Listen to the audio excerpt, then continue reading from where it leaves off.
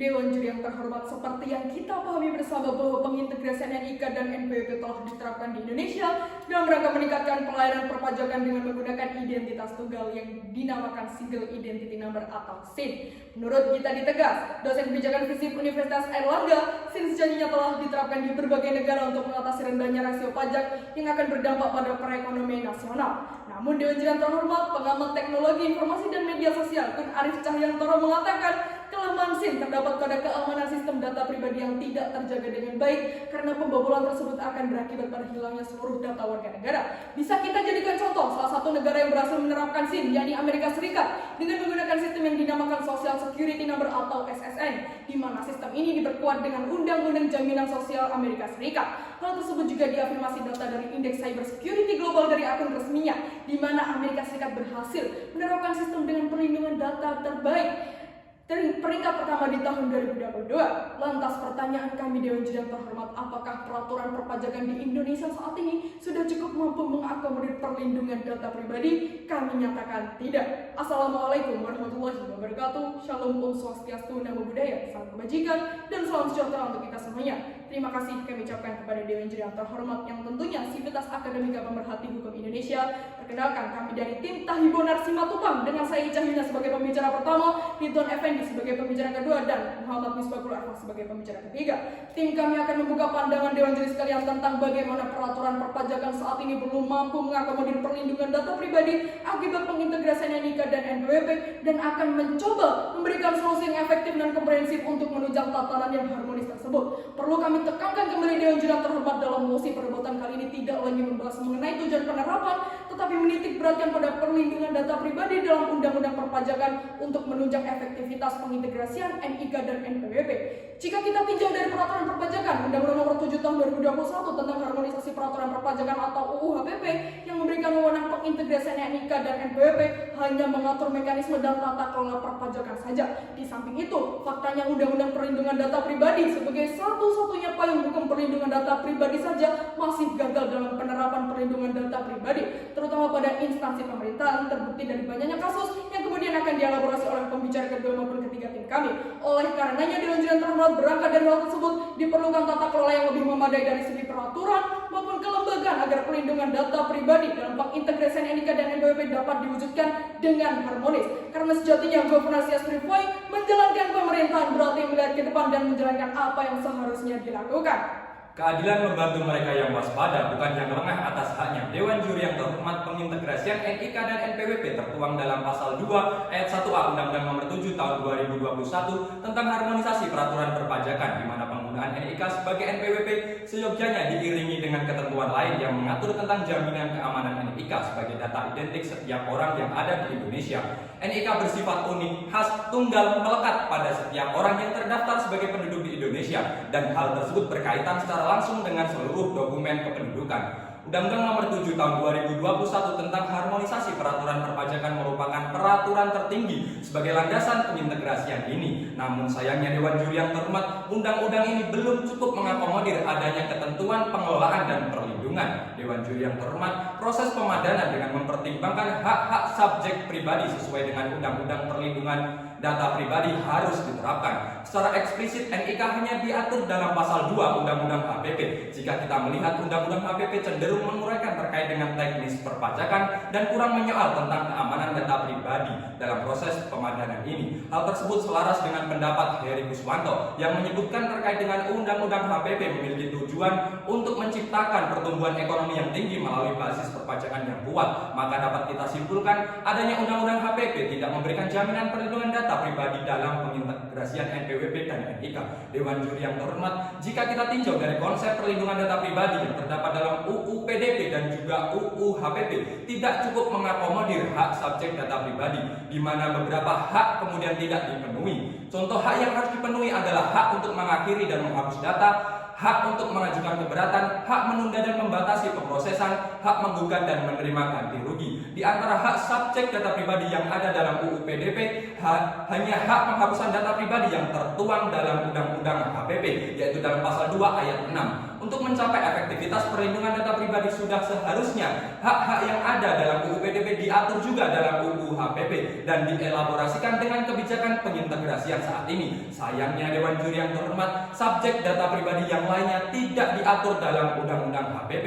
Jika kita lihat dari peraturan turunan yang secara khusus membahas tentang NPWP, yaitu Peraturan Menteri Keuangan Republik Indonesia nomor 112 PMI.03/2022 juga tidak menjelaskan terkait dengan adanya potensi dalam proses pemadanan NIK dan NPWP. Hal ini semakin menunjukkan bahwa orientasi penggabungan NIK dan NPWP cenderung terfokus pada pelaksanaan dengan tujuan peningkatan ekonomi dan cenderung mengabaikan perlindungan data dalam proses pemadanan. Dewan Juri yang terhormat, seperti yang telah disampaikan oleh pembicara pertama terkait dengan fakta empiris terkait dengan tingginya kebocoran data pribadi yang menjadi latar belakang kenapa teknis pemadanan NIK dan NPWP harus diatur secara jelas dan komprehensif.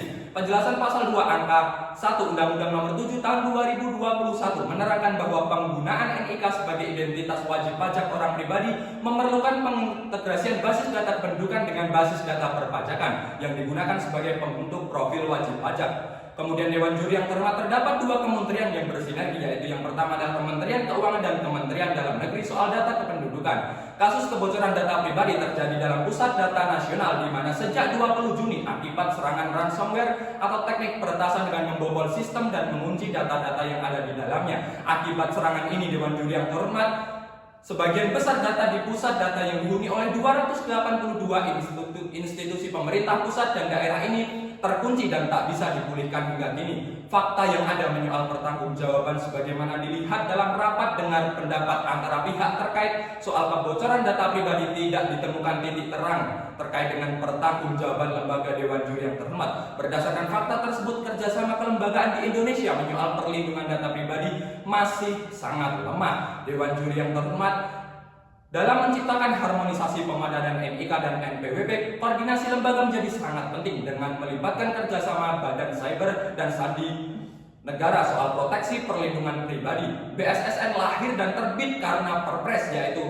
Perpres nomor 28 tahun 2021 mengenai pembentukan Badan Cyber dan Sandi Negara. Sayangnya Dewan Juri yang terhormat, kehadiran BSSN hanya didasarkan pada Perpres dan secara hierarki tidak bisa melewati kewenangan Menkominfo yang diatur dalam UU PDB. Sudah seharusnya Indonesia memiliki perangkat hukum dan tupoksi tata kelembagaan yang pasti untuk menciptakan harmonisasi dalam proses pemadanan NIK dan NPWP. Dalam penjaminan sebuah kesejahteraan masyarakat, tentu perlindungan data pribadi sejatinya merupakan kewajiban dari negara dalam mewujudkan kesejahteraan masyarakat atas data pribadinya. Hal itu selaras dengan id perfectum est quod ex omnibus vis paribus constant. Sesuatu dinyatakan sempurna apabila setiap bagiannya telah lengkap dan mampu diimplementasikan. Dewan Juri yang terhormat, dalam teori sosiologikal jurisprudensi alias Skopon menyebutkan bahwa hukum harus selaras dengan kebutuhan masyarakat itu sendiri. Maka ketika pengintegrasian NIK dan NPWP dijalankan, tentu hal pertama yang perlu dilakukan untuk menjawab kebutuhan masyarakat ialah bagaimana menyiapkan fundamental mekanisme seperti bagaimana perlindungan data pribadi yang diakomodir oleh peraturan-peraturan atas integrasi NIK dan NPWP itu sendiri dan juga mekanisme atas sistem yang mendukung hal tersebut. Namun demikian faktanya dalam perkara kebocoran data berkaitan dengan NIK dan NPWP saat ini masih sangat tinggi. Dilansir melalui situs hukum online terdapat dugaan kebocoran data oleh MyIndiHome yang di dalamnya terletak data NIK itu sendiri. Selain itu, pada tahun 2021 ditemukan sebanyak 330 juta data masyarakat di Direktorat Dukcapil Kemendagri diduga mengalami kebocoran dan dijual di forum online Hacker Break Forum. Hal itu diungkapkan oleh pendiri Ethical Hacker Indonesia, Teguh Aprianto. Bahkan disebutkan di salah satu wawancaranya di podcast Dedi bahwasanya untuk menghack website pemerintahan tidak lebih membutuhkan dari 5 menit itu sendiri. Hal tersebut dikarenakan lemahnya pengawasan sistem dan belum ada lembaga negara yang khusus mengakomodir di bidang tersebut. Dewan Juri yang terhormat, maka ketika mengacu pada tujuan dari integrasi NIK dan NPWP dari laman hukum online, tentu urgensi saat ini ialah bagaimana seharusnya penyiapan dari regulasi tentang keamanan cyber yang diintegrasikan secara menyeluruh dalam mendukung penuh penerapan SIM di Indonesia yang dimulai melalui integrasi NIK dan NPWP itu sendiri. Tentu harus dipastikan benar-benar efektif yang jika diterapkan dimulai melalui peraturan penunjang yang melindungi keamanan data pribadi beserta penguatan fungsi BSSN itu sendiri dengan menjadikan lembaga tersebut menjadi lembaga negara independen yang dalam hal ini adalah seperti misalkan Ditjen Pajak bertanggung jawab terhadap BSSN itu sendiri. Maka Dewan Juri yang terhormat, ketika kita lihat fakta saat ini, maka ketika terjadi kasus kebocoran data yang menyimpan BPJS Kesehatan dan dilakukan oleh Biorka yang sempat viral karena menjual data milik masyarakat Indonesia. Hal itu akhirnya BSSN lempar tanggung jawab ke Kemenkes karena BSSN tidak merasa hal tersebut adalah tanggung jawab dari BSSN. Hal tersebut dikarenakan terjadi lempar tanggung jawab atas hal tersebut. Jika dikomparasikan melalui rujukan dan lembaga negara cyber Singapura, maka yang biasa kita kenal sebagai CSA sendiri memiliki peran dan dapat menjangkau semua perlindungan data pribadi. Setiap lembaga negara yang juga dalam hal ini sudah terkait dengan SIR. Menurut Center of Indonesian Policy Studies, undang-undang dan peraturan perundang-undangan yang berkaitan dengan keamanan cyber di Indonesia membagi tanggung jawab ke beberapa kementerian dan hal itu dinilai tidak efektif dalam mencegah ancaman dan kejahatan cyber itu sendiri. Maka dalam mewujudkan implementasi efektif dalam integrasi NIK itu sendiri dan NPWP, sejatinya solusinya yang pertama ialah bagaimana segera mengefisiensi fungsi BSSN dengan mengesahkan RUU Keamanan Cyber sebagai dasar yang juga direvisi harus dengan jelas mendefinisikan dan menjabarkan peran, tanggung jawab, dan otoritas lembaga yang berfokus pada keamanan cyber itu sendiri dalam mengatasi ancaman dari kejahatan cyber itu sendiri. Dalam membuat aturan terkait dengan keamanan cyber, juga Presiden bisa mengeluarkan Perpu karena keadaan ini dianggap penting dan memaksa sesuai putusan MK nomor 138/PU/VII/2009 utamanya terkait perlindungan data pribadi, sehingga pengintegrasian SIM dalam KTP dan NPWP menjadi lebih aman jika dikaitkan dengan aturan terkait perpajakan.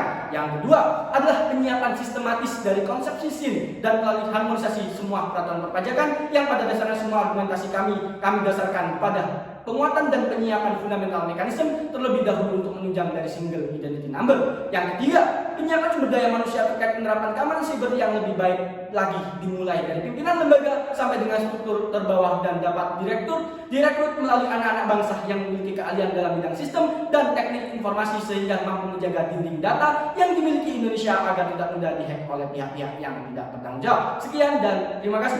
Dewan Juri yang terhormat, tibalah saatnya kita di penghujung argumentasi kami. Kami dari tim Tahibonar Simatupang menyatakan kontra dan menegaskan kembali bahwa peraturan perpajakan saat ini tidak cukup mengakomodir perlindungan data pribadi untuk melindungi pengintegrasian NIK dan NPWP.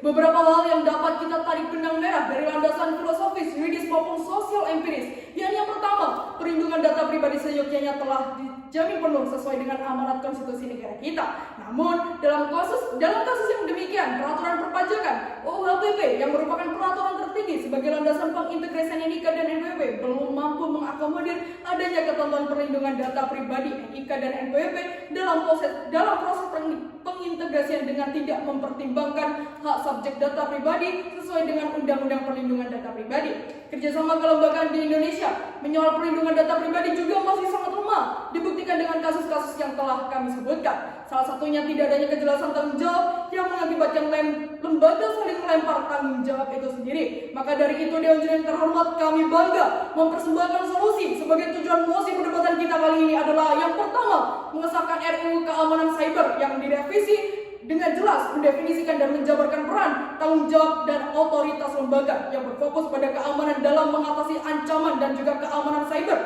Kedua adalah penyiapan sistematis dari konsepsi SIM itu sendiri dan melalui harmonisasi semua peraturan perpajakan. Yang terakhir, yang terhormat, penyiapan sumber daya manusia terkait penerapan keamanan cyber yang lebih baik lagi, mulai dari pimpinan lembaga sampai dengan struktur terbawah dan dapat direkrut melalui anak-anak bangsa yang berkompeten. Sekian argumentasi dari kami bangga menyuarakan perlindungan dan juga kebijaksanaan hukum karena sejatinya Lex Amber Debit Remedium, hukum selalu memberikan solusi. Wassalamualaikum warahmatullahi wabarakatuh. Om Santi Santi Santi Om, Namo Buddhaya. Salam kebajikan.